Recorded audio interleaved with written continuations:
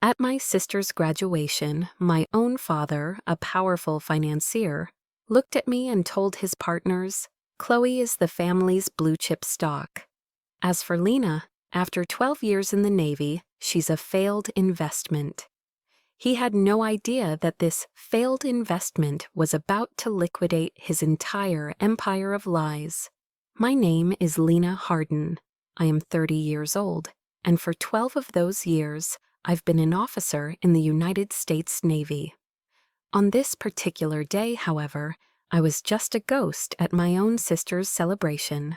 The late May sun over Washington, D.C. cast a honey-colored glow across the immaculate lawns of Georgetown University, the kind of perfect postcard day that politicians put in their campaign ads.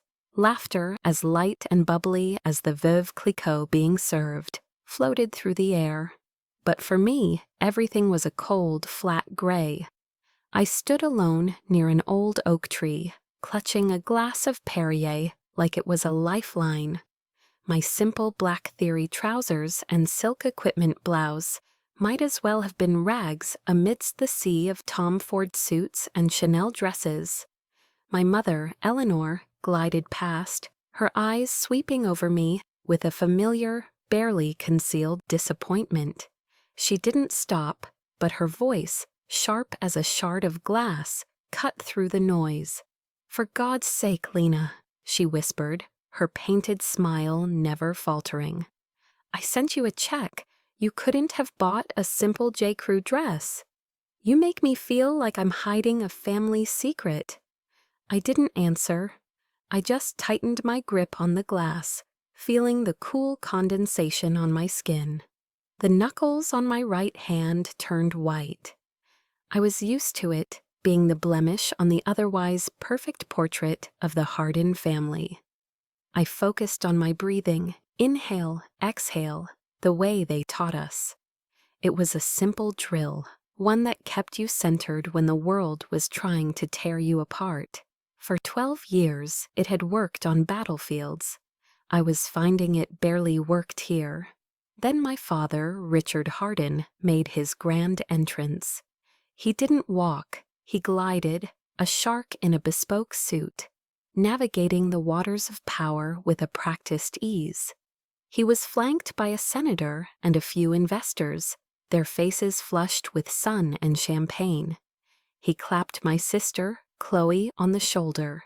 She was radiant in her cap and gown, the very picture of a bright future.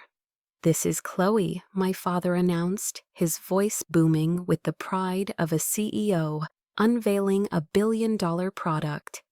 "Graduating with honors, the future of international finance." His eyes then flickered to me, standing in the shade of the oak tree. The warmth in his expression vanished, replaced by an icy contempt. He let out a short, dismissive laugh. "Every family has its investment portfolio," he said to his guests, loud enough for everyone in our circle to hear. "Chloe, here is our blue-chip stock, an absolute gem." He paused, gesturing vaguely in my direction with his champagne flute. "And Lena?" He shrugged, a theatrical gesture of indifference. "After 12 years in the Navy, she's a failed investment, a total loss." The laughter that followed was strained, but it was still laughter. It felt like a physical blow, a fist to the gut that knocked all the air out of my lungs. My training kicked in. My face remained a mask, impassive, a blank slate forged in the hell of Bud-ass training. I locked my eyes on the distant spire of Healy Hall, focusing on a single point, a sniper's trick to steady the world when it starts to spin. And that's when the world truly started to spin. It began as a low hum, a distant thrumming that was easy to mistake for the wind. But it grew and grew, until it became a deafening roar that ripped through the polite chatter. The classical music from the string quartet screeched to a halt. Heads turned, searching the perfect blue sky. A gray MH-60S Seahawk helicopter, a Navy bird of prey, descended from the heavens. It was a brutal, mechanical beast invading this garden of refined power. The downdraft from its rotors whipped across the lawn like a miniature hurricane, sending graduation caps flying, flipping over cocktail napkins, and making a woman in a Philip Treacy hat shriek as she clamped it to her head. People scattered, their expensive shoes sinking into the soft grass as they ran for cover.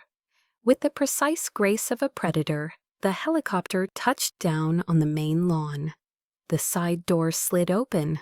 3 soldiers in full combat gear jumped out, their M4 carbines held at a low ready. They didn't point their weapons, but their presence was a statement. They formed a tactical triangle, securing the landing zone. It was a scene straight out of a Michael Bay movie, dropped into the middle of a DC garden party. Then another officer emerged, Captain Mark Dalton. He ignored the chaos, his boots striding purposefully across the grass, straight towards me. In front of my stunned family and hundreds of gawking guests, he snapped to attention and delivered a salute so sharp it could cut glass. "Commander Hardin," he said, his voice clear and strong. "We need you." My father's jaw dropped. My mother's hand flew to her mouth. Commander," Richard stammered, the word foreign and unbelievable on his tongue. Dalton's voice boomed over the winding down engines. "Lieutenant Commander Lena Hardin, Naval Special Warfare Command requires your immediate presence." He turned, handing the university's dean a sealed, official-looking envelope. Then he leaned in close to my ear, his voice dropping to an urgent, low whisper. "This is bad, Commander," he said, the words a cold shock against my skin. "Morch Holdings, your name is on a contract for equipment we never received. You're in a world of shit." I gave him a single sharp nod. The initial shock was already crystallizing into something else, something cold and hard and familiar. Resolve. I turned my back on the frozen tableau of my family. I didn't look at my father's ashen face or my mother's horror. I walked toward the waiting steel bird, each step steady and sure. I was leaving their world behind and stepping back into mine. A new war had just begun. The roar of the Seahawks' engines faded as we banked over the Potomac River, the glittering monuments of Washington, D.C. shrinking below us. My cold resolve from the university lawn remained, a hard shell around the chaos churning inside. Morch Holdings. My name on a fraudulent contract, my father's shocked face. The pieces were a tangled mess, but the feelings they unearthed were old and painfully familiar. As the helicopter carved a path towards the Washington Navy Yard, my mind slipped its leash, pulling me back into the past, back to the moments that had built the map of my family's disappointment. I remember one Christmas Eve in our sprawling Bethesda home. The Fraser fir tree stood sentinel in the living room, touching the cathedral ceiling, dripping with hand-blown glass ornaments and shimmering lights. It was a scene of perfect, magazine-worthy affluence. My sister, Chloe, 17 at the time, let out a squeal of delight as she tore open her gift, the keys to a brand-new metallic blue BMW 3 Series. My father, Richard, beamed, placing a hand on her shoulder. "An investment in your future at Georgetown, sweetheart," he'd said, his voice thick with pride. My gift was next. I was 18, my acceptance letter to the Naval Academy clutched in my hands like a winning lottery ticket. He handed me a simple, cream-colored envelope from his breast pocket. Inside was a check for $500. My mother, Eleanor, leaned in, her smile as brittle as the ornaments on the tree. "For you to buy a few things, dear, something a little more feminine. They'll teach you how to march at that school, but I do hope you won't forget how to walk in heels." The words were a gentle caress, but the message was a slap. Their love wasn't a gift, it was a transaction. Chloe's was an investment, mine was a consolation prize for having strayed so far from their expectations. The check felt flimsy and insulting in my hand, a stark contrast to the solid, promising weight of the car keys in Chloe's. The memories kept coming, each one a perfectly preserved specimen of their disapproval. I remember the day I told them my plan after graduating from the academy. Not law school, not an MBA. I was applying for SEAL training. We were in my father's study, a room paneled in dark mahogany and lined with leather-bound books he'd never read. He didn't yell. Yelling would have been too emotional, too messy. Instead, he leaned back in his high-backed leather chair, steepling his fingers, and looked at me with the cold, appraising stare he usually reserved for underperforming stocks. "Lena," he said, his voice dangerously calm. "I had hoped the academy would cure you of these rebellious notions. A daughter of Richard Hardin does not need to prove her worth by rolling around in the mud with men who have no other options in life." He picked up a crystal paperweight, turning it over and over in his hand. "There is no return on investment in that career path. You are actively damaging the family brand." The family brand. That was the word he used, not my happiness, not my calling, not my honor. A brand. A carefully constructed image of East Coast success, of Ivy League degrees and summers in Nantucket. My choice was a stain on that brand, an act of sabotage he couldn't comprehend. To him, my desire to serve, to push myself to the absolute limit of human endurance, was nothing more than a foolish, unprofitable rebellion. The sting of that memory was still fresh when another surfaced, a charity gala at the Chevy Chase Country Club. I was home on leave, and my mother had insisted I attend. "It's important to be seen, Lena," she'd said. I wore a simple navy blue dress, the most formal thing I owned that wasn't a uniform.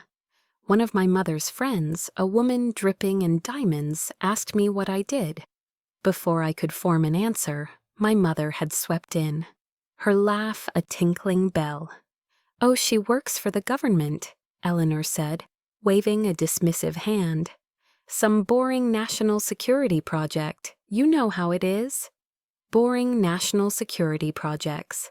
That was her term for missions in the Horn of Africa, for nights spent hunting pirates in the Arabian Sea, for moments where my life and the lives of my men had hung by a thread. She wasn't protecting my operational security, she was protecting her own social standing. She was ashamed that her daughter was a warrior, not a debutante. In her world, power was wielded in boardrooms and at dinner parties, with soft words and sharp deals, not with a rifle. The helicopter landed with a gentle bump at the Navy Yard. The wave of memories receded, leaving behind the cold, hard sediment of the present. I stepped out into the humid DC air, the smell of the Anacostia River filling my lungs. Dalton was waiting for me. Those old wounds no longer made me want to cry. They were scar tissue now, thick and tough. I had spent my entire adult life trying to build an identity as separate from their world, an identity forged in courage and sacrifice, not cash and connections. And now the very name I had bled for had been dragged into their world of greed and deceit. I looked at Dalton, my voice steady, betraying none of the turmoil inside. "They took my name," I said. "Now I'm going to take everything back." My quest for the truth was no longer just about clearing my name. It was about answering the question that had haunted me for over a decade, a question that now burned hotter than ever. Was the honor I'd chased even real, or was it just another illusion? The past was a ghost. The present was a war room. The sterile, windowless quiet of the skiff, the sensitive, compartmented information facility at the Navy Yard was a world away from the manicured lawns of Georgetown. Here there were no pretenses, only data. The air hummed with the low thrum of servers and smelled of stale coffee and ozone. I was back in my element. The emotional turmoil of the past few hours was compartmentalized, locked away. I was no longer a daughter. I was an intelligence officer analyzing a threat. Dalton and I worked in silence, our fingers flying across keyboards. The first hit came up on his screen. His sharp intake of breath was the only sound in the room. He swiveled his monitor towards me. "Commander, you need to see this." There it was in black and white, a corporate credit line for $2 million opened with a bank in Virginia under the name Lieutenant Commander Lena Hardin. My stomach twisted into a cold, hard knot. Dalton pointed a finger at the date on the digital timestamp. "March 15th, 2021, he said, his voice grim. "We have your official deployment logs right here. On that day, you were in a black site in Djibouti, prepping for the mission in Yemen. You were theoretically off-grid, non-existent to the digital world." The air left my lungs. The enemy wasn't on some distant battlefield. The enemy had been at home, sipping bourbon in his leather armchair, while I was dodging bullets on the other side of the world. The betrayal was so audacious, so profoundly personal. It was almost elegant in its cruelty. "Keep digging, Dalton," I said, my voice flatter than I intended. "Search my archived email, cross-reference any communication containing the keywords financial, authorization, or power of attorney with my father's name." Dalton's query ran for less than a minute before it flagged a single email. It was from my mother. The subject line was innocuous, "Helping Lena." My blood ran cold. Dalton brought it up on the main screen. "Richard, darling," it read. "Here is that power of attorney form Lena left before her trip. She said she'd be completely off the grid for months. You know how she is. Could you look this over for her? She trusts you so much. Love, L." Attached was a file, Power of Attorney, Juglina PDF. I stared at that one line. She trusts you so much.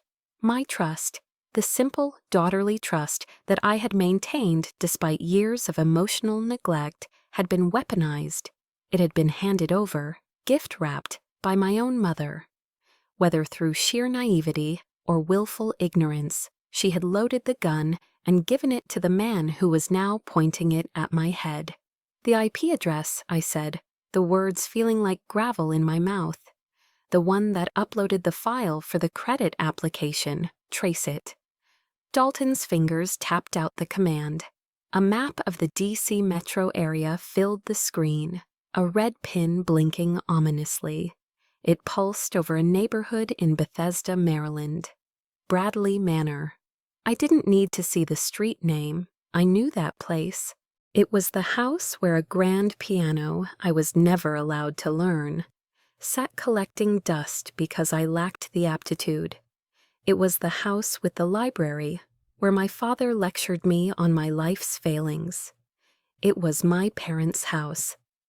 The last remnants of shock evaporated, replaced by an ice-cold rage that spread through my veins. This wasn't a misunderstanding. This wasn't a mistake.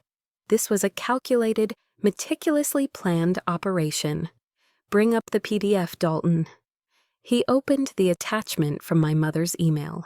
It was a durable power of attorney document, granting Richard Hardin the full, unrestricted legal authority to act on my behalf in all financial matters. And at the bottom of the last page, there was my signature, Lena M. Hardin. It was perfect, too perfect. A flawless digital forgery, likely lifted from a scanned copy of my military service records. He had used my own career, the very thing he despised, as the instrument of my betrayal. For a single, terrifying second, I felt a sensation. I thought I'd trained out of myself years ago. Helplessness. The feeling of being completely and utterly outmaneuvered. Of having my own identity stolen and used against me by the one person who was supposed to protect me. But it only lasted a second. Discipline is a muscle. 12 years of relentless training had made mine iron hard. The helplessness vanished, burned away by a surge of pure, unadulterated fury. I pushed back from the console, my chair scraping against the floor. I stood up, my spine ramrod straight. The mission parameters had just become crystal clear. I turned to face Dalton. His eyes were wide with concern, but I met his gaze with a look he knew well. It was the look I got right before a breach. "Dalton," I said, my voice as sharp and cold as steel. "Find me a civilian lawyer, a shark, someone who isn't afraid of blood." The address Dalton gave me wasn't on K Street, the gleaming corridor of lobbyist and big law power. Instead, it led me to DuPont Circle, to a historic brick building with a worn brass plaque that simply read, "A. Ruiz, Attorney at Law." The office on the second floor felt less like a law firm and more like a boxer's gym. The air smelled of old paper and strong coffee. The walls were a collage of framed newspaper clippings, headlines detailing victories against monolithic corporations and entrenched government agencies. This was not an office built to impress, it was a war room built to win. Behind a large cluttered desk sat Angela Ruiz. She was a sharp, energetic woman in her 40s, a former Marine JAG major, and the shark I had asked for. She didn't rise or offer a handshake. She just watched me with intelligent, assessing eyes as I took the seat opposite her. "Commander," she began, her voice crisp and devoid of pleasantries, "I've reviewed the preliminary file Captain Dalton sent over. Let's be clear. This isn't a typical family dispute over an inheritance. This is financial warfare waged against a commissioned officer of the U.S. military. My question for you is simple. Are you prepared to launch a nuclear weapon into your own living room?" I sat straight-backed, the way I was trained. I laid out the facts as I knew them, the credit line, the forged signature, the IP address, presenting the information with the dispassionate precision of a mission briefing. I didn't speak of the pain, the years of quiet humiliation. I spoke only of the data, the evidence, the what, not the why. Angela listened, her gaze never leaving my face. She nodded slowly, taking it all in. When I finished, she leaned forward, and for the first time, a flicker of something other than professional assessment crossed her face. "They see your service as a long vacation, don't they?" she said, the words hitting me with the force of a physical impact. "A convenient absence that allows them to do whatever they please. They have no concept that when you're off the grid, you're in a place where a single wrong decision gets people killed. They don't respect it." I just stared at her. For the first time in my life, someone had articulated the core of my silent wound. It wasn't pity in her voice. It was the clear-eyed understanding of a fellow veteran, a shared language that no one in my family could ever speak. A crack appeared in the armor I'd worn for so long. Angela turned her attention to the scanned power of attorney document on her monitor, her demeanor shifting back to that of a predator. She zoomed in on the signature.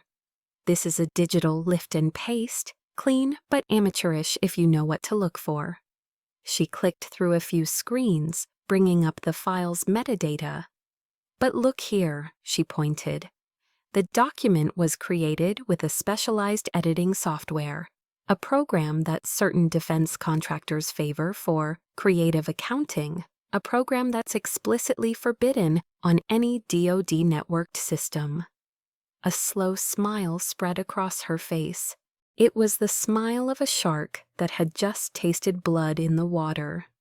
Your father isn't just a crook, Commander. He's a sloppy one. We've got him. This is felony wire fraud.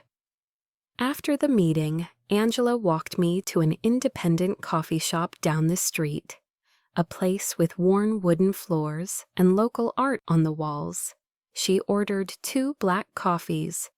"Listen to me, Lena," she said, her tone serious now. "This fight is going to get dirty. Your father is a player in this town. He will use his money and his connections to destroy you.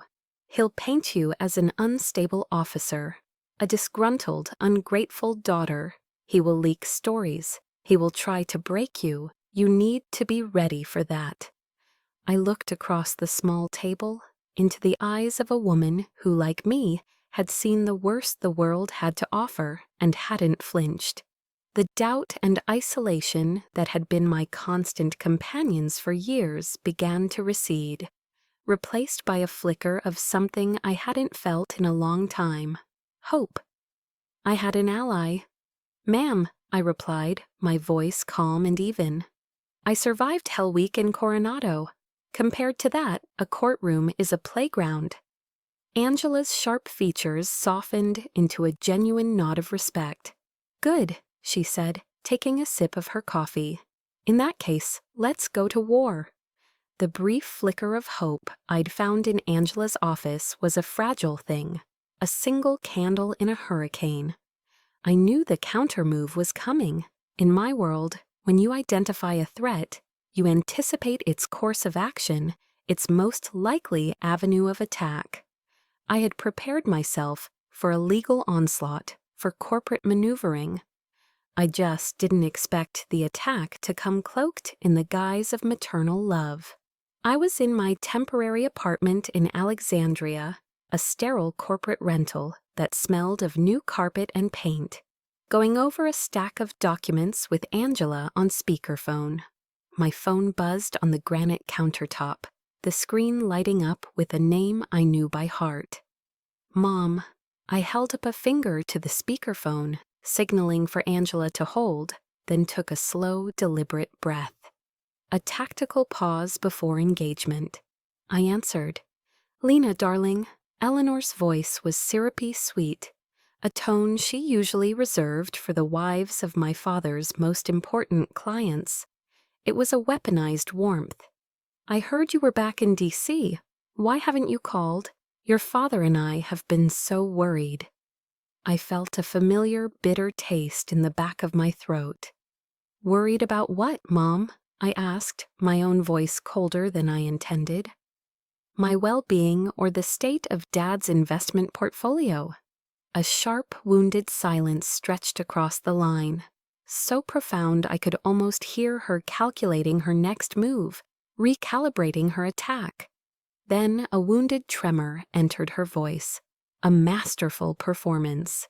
"Lena, don't be like that. We're a family. I know there have been some misunderstandings, but your father only ever wants what's best for you. He was just trying to protect you." "Meet me for lunch," she insisted, her voice now pleading. "Please, just the 2 of us, the Capitol Grill, my treat." I knew it was a trap.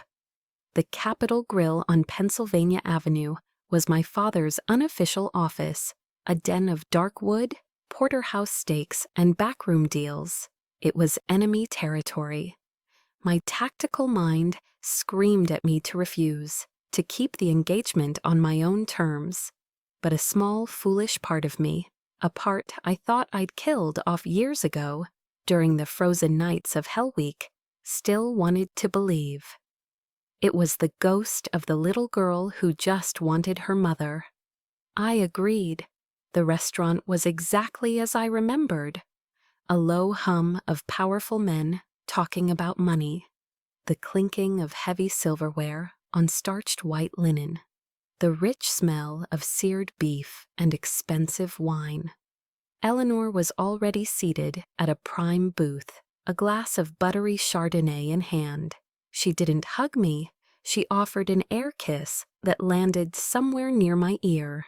Her perfume, Chanel No. 5, enveloping me in a cloud of manufactured elegance. For the first 30 minutes, she didn't mention the fraud. She performed a flawless monologue about Chloe's brilliant job prospects, the upcoming DC charity season, and the damaging rumors that were starting to circulate around the Chevy Chase Club. It was a masterclass in avoidance, a strategic deployment of trivialities designed to soften the target. Then, as the waiter cleared our untouched salad plates, she leaned forward, her perfectly manicured hand covering mine on the tablecloth. Her touch was as cold as marble. "Darling," she said, her eyes welling up with perfectly timed tears. "Your father, he made a mistake. A terrible mistake. He's heartbroken and he admits that. But if you bring this to light, you will destroy all of us. You'll destroy Chloe. Her career will be over before it begins. Do you really want your sister, your innocent sister, to pay the price for this?" I pulled my hand away, as if from a flame. The emotional blackmail was so blatant, so textbook. "Are you asking me to stay silent to protect a criminal, Mom?" The tears now streamed down her cheeks, perfectly contained, never threatening her immaculate makeup. "I am asking you to be a daughter." Her voice rose, laced with a righteous indignation that was utterly false. "Your father raised you, he educated you, he gave you everything. You owe him this. You chose your own life. You abandoned this family to go play soldier. The least you can do, for once, is think of us." And there it was, the pivot, the classic victim blame reversal. In her narrative, I wasn't the one whose identity was stolen and whose honor was tarnished. I was the ungrateful child, the one who had abandoned them. My father's felony was just a mistake, but my pursuit of justice was a malicious betrayal. The weight of responsibility, as always in the Hardin family, was being placed squarely on my shoulders. Did she really believe what she was saying, or was this just another performance in a lifetime of them? Looking at her, I realized with a sudden, gut-wrenching clarity that it didn't matter. The effect was the same. I stood up. My movements were calm, deliberate. I took 2 $50 bills from my wallet and placed them on the table, more than enough to cover my Caesar salad and iced tea. I looked directly into my mother's tear-filled eyes, but for the first time I felt no pain, no residual sting of her disapproval, only a profound, bottomless pity for this woman who valued appearances more than truth. "I've already paid my debt to this family, Mom," I said, my voice quiet, but carrying with an authority that made her flinch. "I paid it with my youth. I paid it with scars you'll never see. I nearly paid it with my life. On more than one occasion, my account is settled." I let that hang in the air for a moment, letting the finality of it sink in. "I owe him only one thing now," I finished, "a fair trial." I turned and walked away, not looking back. I left her there, a solitary tragic figure in her expensive suit, her carefully constructed performance collapsing around her amidst the clatter of silverware and the quiet murmur of power. It was a declaration of war, and I knew with absolute certainty that the enemy's next attack would not be so subtle. The morning after the disastrous lunch with my mother, my phone buzzed with a text from Dalton. It wasn't a message, just a link. My hand was steady as I tapped it, the page-loaded Politico playbook, the daily newsletter that every senator, lobbyist, and power player in D.C. reads with their morning coffee. The headline was discreet, yet devastating. A rift in a D.C. power family? The article didn't use our names. It didn't have to. It spoke of a prominent financier on K Street and his daughter, a decorated but troubled military officer. It whispered of baseless accusations and hinted that the daughter was showing signs of severe psychological distress after her years of service. It didn't use the letters PTSD, but the implication was a poisoned dart, aimed with precision. He was trying to discredit me by weaponizing my service. He was painting me as a broken soldier, a crazy veteran, trying to extort her loving family. My father had launched his counteroffensive, and it was dirty. The rage that filled me was white hot. He had attacked the one thing I had built for myself, the one thing that was mine and mine alone, my honor as an officer. As if on cue, there was a frantic pounding on my apartment door. I wrenched it open to find Chloe standing there, her face tear-streaked, clutching a printout of the article. "What did you do, Lena?" she shrieked, her voice cracking. "You're destroying this family. Dad said you were sick, that he was trying to help you, and you do this." I looked at my sister, at her perfect, privileged world, a world built on a foundation of lies she never had to see. And something inside me finally broke. The years of disciplined silence, of swallowing insults, of turning the other cheek, it all shattered. "Help me?" The words were a low growl, torn from a place of pure fury. He's helping me by stealing my identity? By using my name to get into bed with corrupt defense contractors? Your Georgetown tuition, Chloe, your new BMW.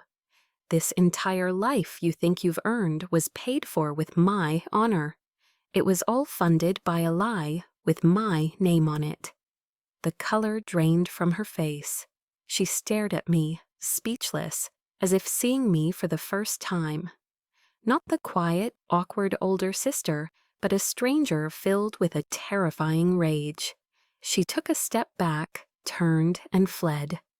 I slammed the door shut, my breath coming in ragged gasps, my knuckles white against the wood.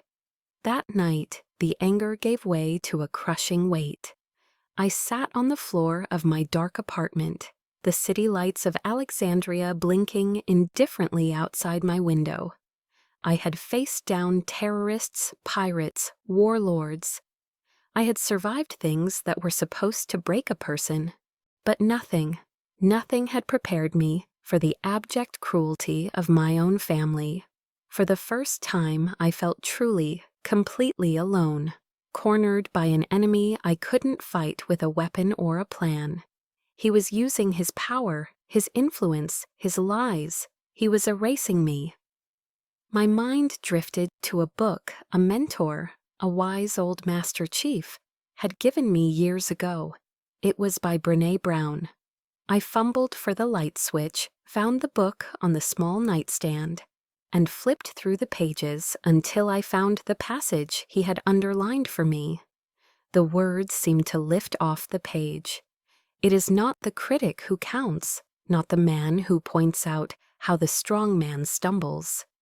The credit belongs to the man who is actually in the arena, whose face is marred by dust and sweat and blood. Something shifted inside me. A profound clarity cut through the despair. That's what he was doing. My father was the critic on the sidelines, pointing and whispering, trying to push me out of the arena because he was terrified of the woman who was actually in it. He was afraid of a fight on equal terms. Have you ever felt that? Pushed into a corner by the very people who were supposed to have your back? Have you ever had your story stolen, your truth twisted, until you were made to look like the villain in your own life? They think the darkness will swallow you whole. They count on your silence, but they forget one thing. For some of us, the darkness is where we work best, and the silence is about to be broken by a truth louder than thunder. I stood up, the exhaustion replaced by a cold, energizing fury. I walked to the window and looked out at the sprawling lights of the DC metro area. He would not win. He would not define me. I was going to step into that arena, not as a victim, but as a warrior. I picked up my phone and dialed. "Angela," I said when she answered, my voice terrifyingly calm. "Cancel any negotiations. We're taking this to trial. I want him to face me in public. I want the world to know exactly what Richard Harden did." I took a breath. I swear it. It wasn't a threat. It was a promise. The real war had just begun. My vow to Angela wasn't an emotional outburst. It was a mission directive. The moment I hung up the phone, the rage cooled into a familiar, focused calm.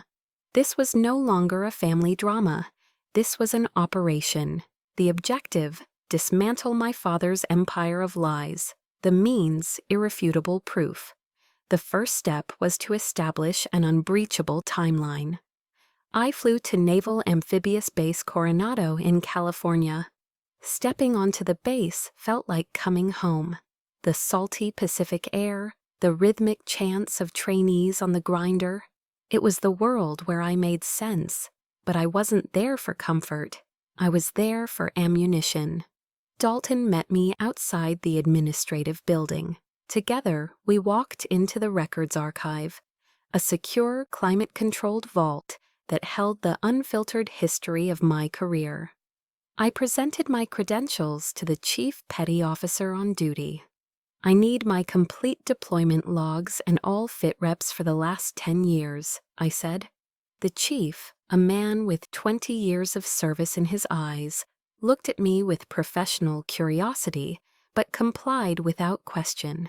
He had no idea the dry, bureaucratic documents he was pulling were about to become explosive charges in a different kind of war.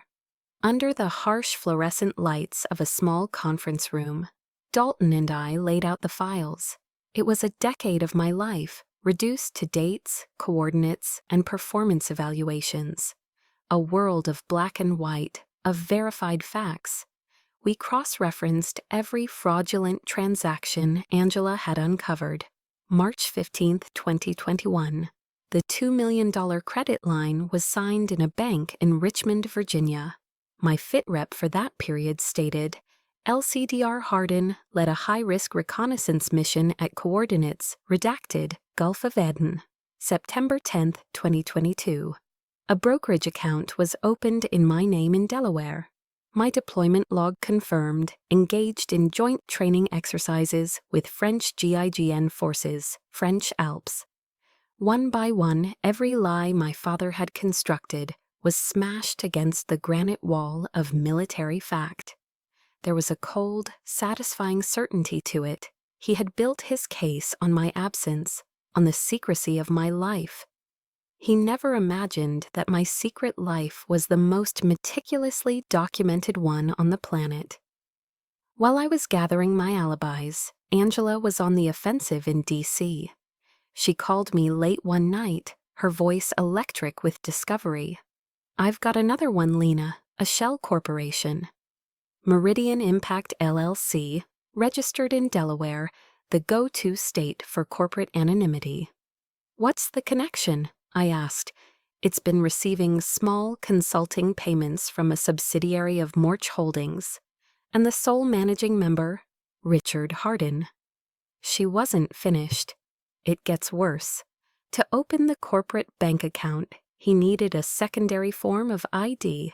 He submitted a scanned copy of a Georgia driver's license, in your name." I had never even been to Georgia, except to change planes at the Atlanta airport.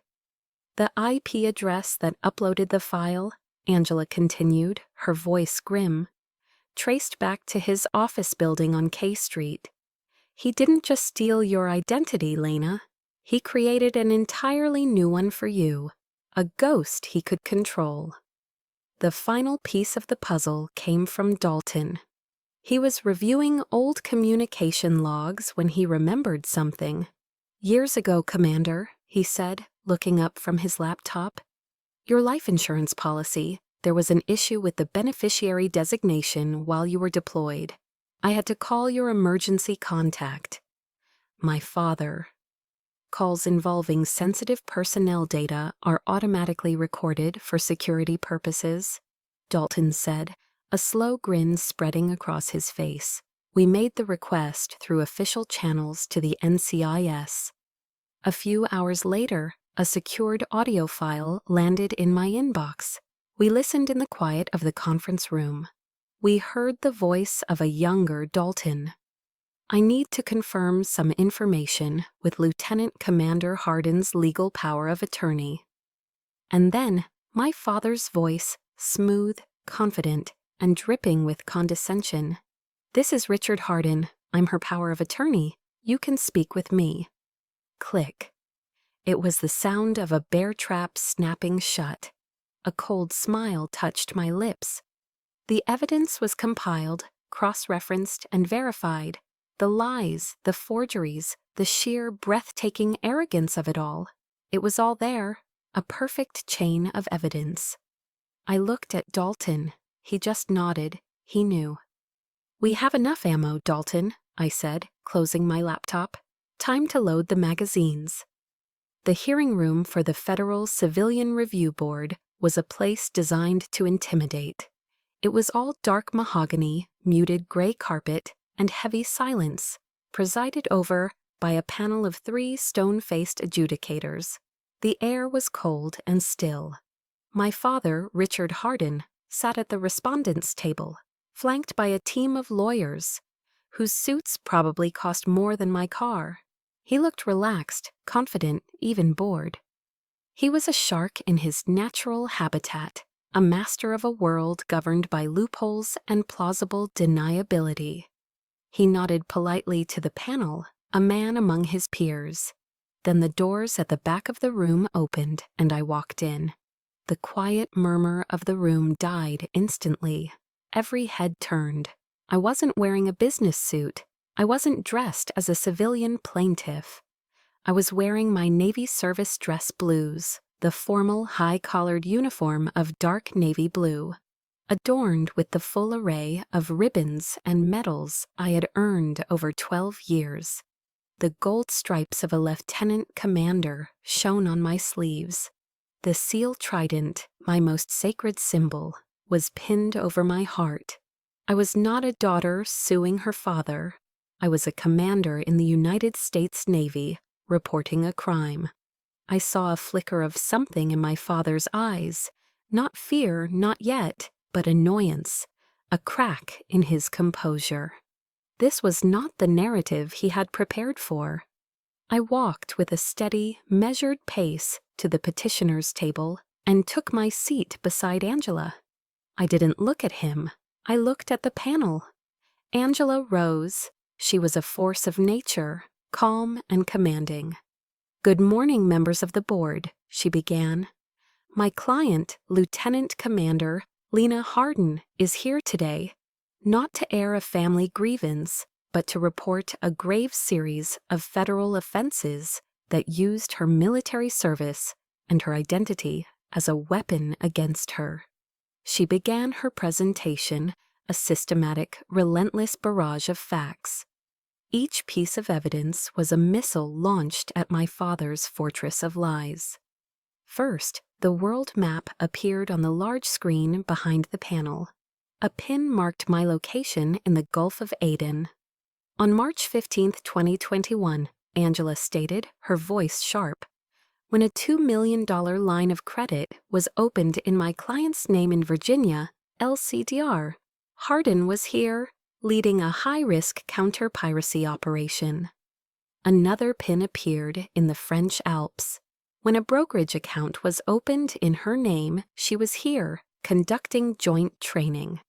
One by one, she laid out the documents. The forged power of attorney, the articles of incorporation for the shell company, Meridian Impact LLC. The fake Georgia driver's license, its metadata showing it was uploaded from an IP address registered to my father's K Street office. The room grew colder, the silence heavier. I could feel my father's gaze on me, but I refused to meet it. My focus remained on the evidence, on the cold, hard truth being laid bare. Angela saved the core of the fraud for last. The respondent, Mr. Hardin, has claimed through his counsel that these actions, while perhaps unorthodox, were those of a concerned father trying to protect his daughter's assets while she served in dangerous places. She paused, letting the absurdity of the statement hang in the air. She turned to look directly at my father. The question before this board is a simple one. Protect them from what?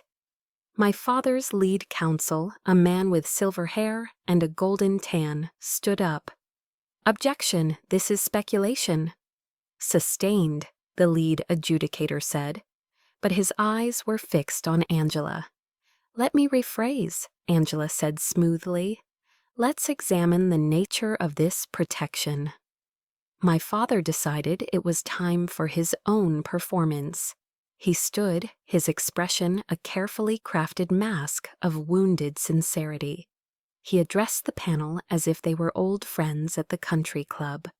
Gentlemen, my daughter, she chose a difficult, dangerous life. A life I couldn't understand. I only wanted to ensure she had a future to come home to. If I was overzealous, it was only because of a father's love. That was my cue. I remained seated, but I turned my head slightly to face him for the first time. My voice, when I spoke, was not loud, but it cut through the silence of the room with the precision of a surgeon's scalpel. My future? I asked, holding his gaze. You stole my present to finance your own. You used my name, the name I swore an oath to defend, to enrich yourself. You did that without me, without my consent, without my knowledge. I leaned forward slightly. That doesn't make you my protector, Mr. Hardin. It makes you a thief. He flinched as if I'd struck him. But Angela wasn't done. She had saved the kill shot for last. One final piece of this protection puzzle, she said, her voice dropping for dramatic effect. She projected a new document onto the screen. It was the paperwork for another secret investment account, also opened in my name. This account lists a sole beneficiary in the event that something were to happen to Elsie Dr. Hardin during one of her dangerous deployments. The camera zoomed in on the beneficiary line. The name was there, in crisp, clear type, Chloe A. Hardin. A collective gasp went through the small audience section. I glanced back. My mother's face was a mask of horror. And Chloe was staring at the screen, her face utterly white with shock. The blood had drained from it, leaving her looking like a porcelain doll. Her perfect world, her belief in her golden status, her unwavering faith in her father, it all shattered in that single silent moment. She wasn't the prized asset, she was the exit strategy, the insurance policy, another pawn in his game. She turned her head slowly, her wide, disbelieving eyes fixing on our father.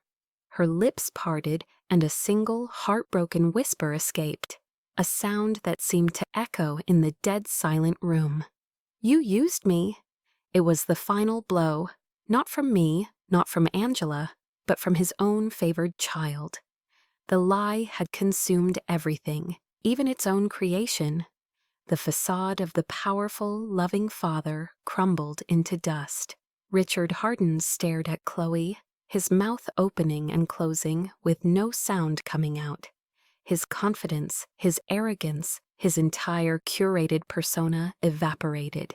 He staggered back, collapsing into his chair. He buried his face in his hands, a broken man. He had lost, not to a team of lawyers. He had been defeated by a single undeniable truth. The hearing ended not with a bang, but with the quiet, devastating implosion of a man who had believed himself invincible. There was a strange, hollow stillness in the air as Angela and I packed our briefcases. The panel had adjourned, My father's lawyers were whispering in hushed, urgent tones, and my family was a frozen tableau of shock at the back of the room. Victory felt less like a celebration and more like the profound, bone-deep exhaustion after a long, grueling mission. As we were leaving, my father intercepted me in the quiet, marble-floored hallway. The calculated confidence he wore like a tailored suit was gone, stripped away, leaving behind a desperate, hollowed-out man I barely recognized. His shoulders were slumped. His face, usually tan and healthy, was a pasty gray. "Lena," he rasped, his voice raw and unfamiliar.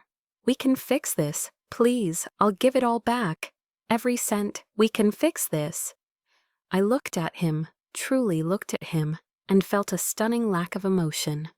Not the hatred I might have expected, not the anger that had fueled me, not even the satisfaction of victory. Just a vast, cold emptiness, like a crater where a building used to be. "You can't give back 12 years, Dad," I said, my voice even and dispassionate. "You can't give back the trust you shattered. You can't restore the honor you tried to auction off to the highest bidder." My mother and Chloe stood at the far end of the hall, like statues in a forgotten museum, unable to move closer, unable to look away. I kept my eyes locked on him. "You taught me that everything is an investment, a cold calculation of profit and loss." I paused, letting the weight of his own philosophy settle between us. "And today I'm cutting my losses."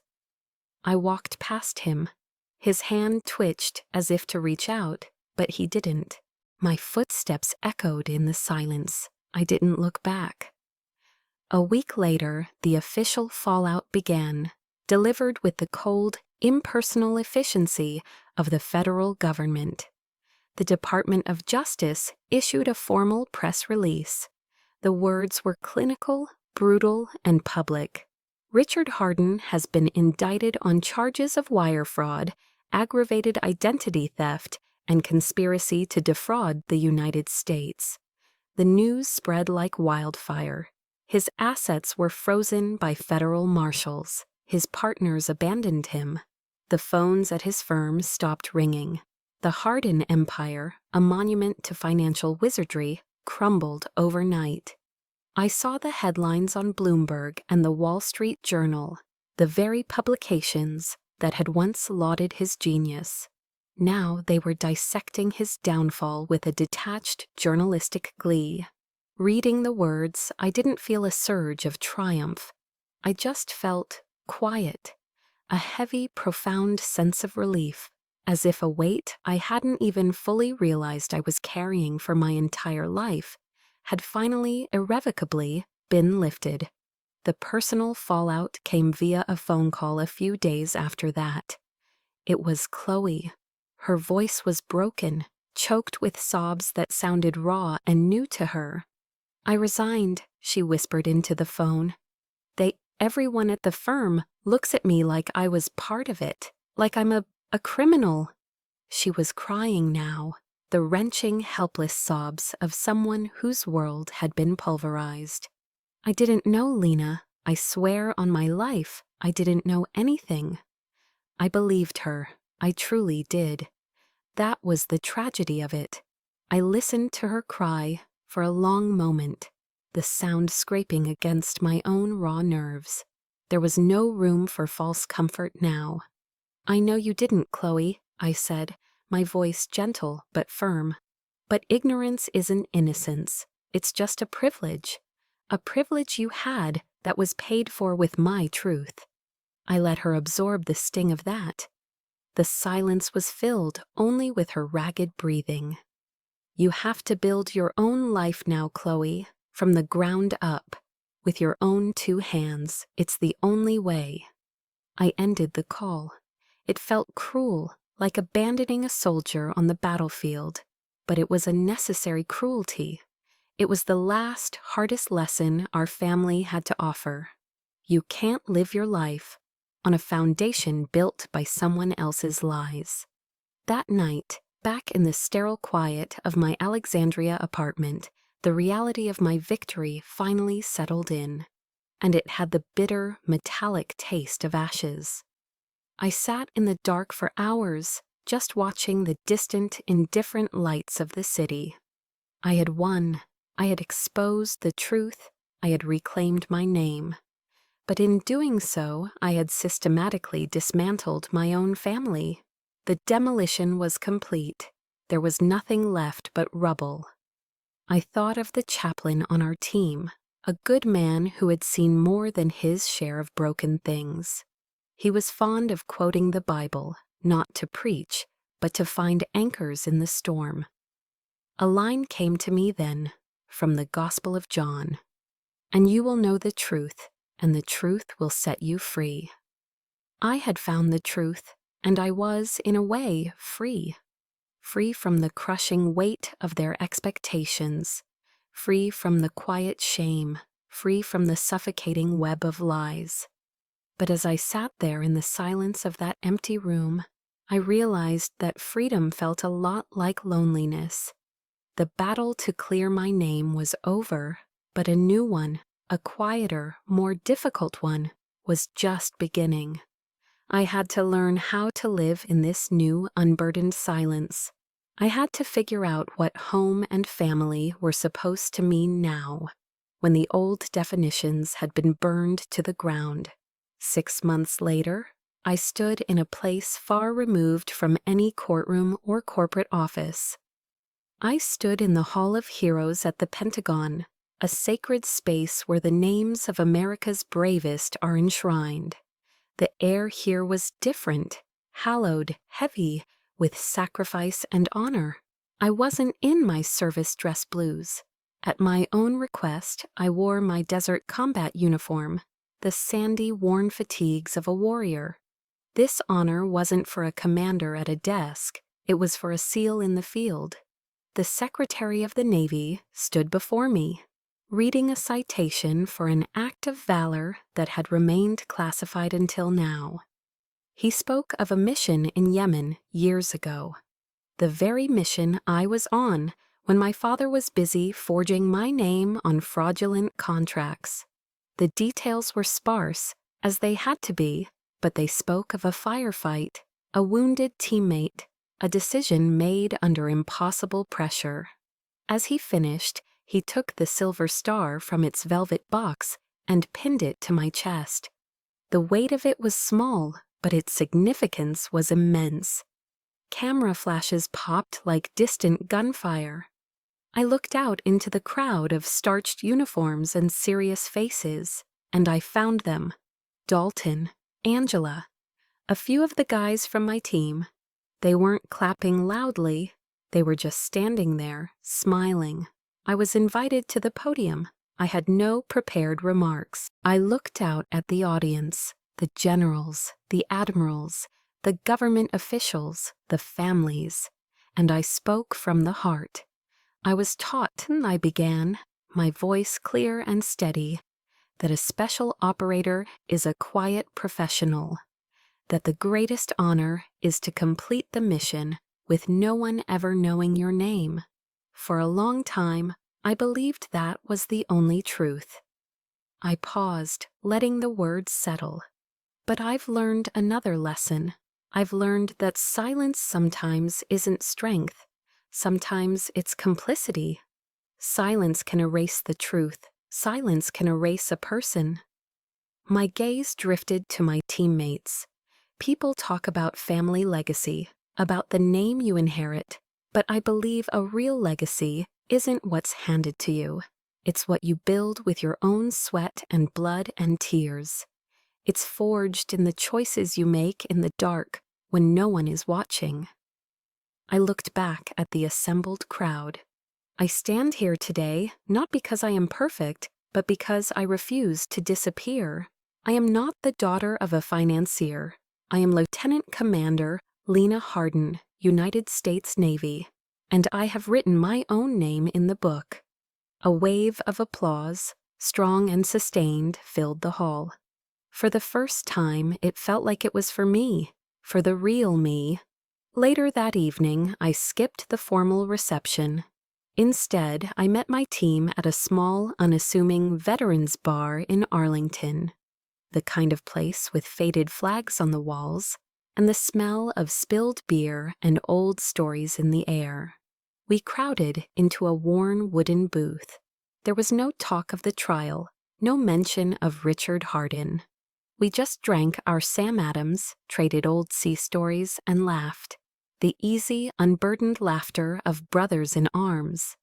I took the small velvet box from my pocket and opened it. The silver star gleamed under the dim bar lights. I didn't put it away. I didn't place it in a glass case. I set it gently on the scratched surface of the table, right next to a faded dog-eared photograph of our team, taken in the desert sun after a long mission.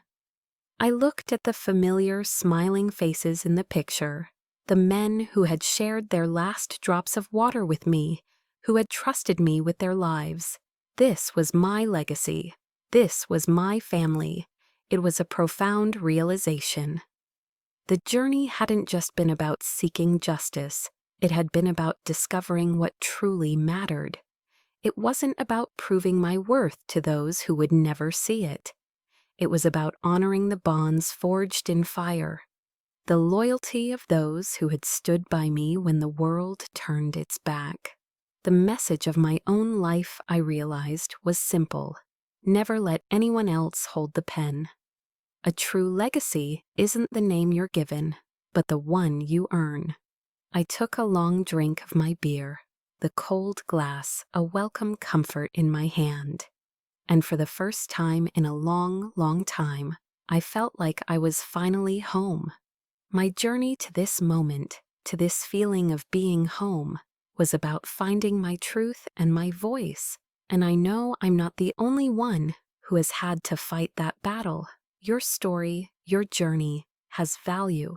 It deserves to be heard. If this resonated with you, I invite you to share a part of your own story in the comments. Let's build a community where every voice is honored. And if you want to hear more true stories of resilience and justice, please subscribe and become a part of our mission.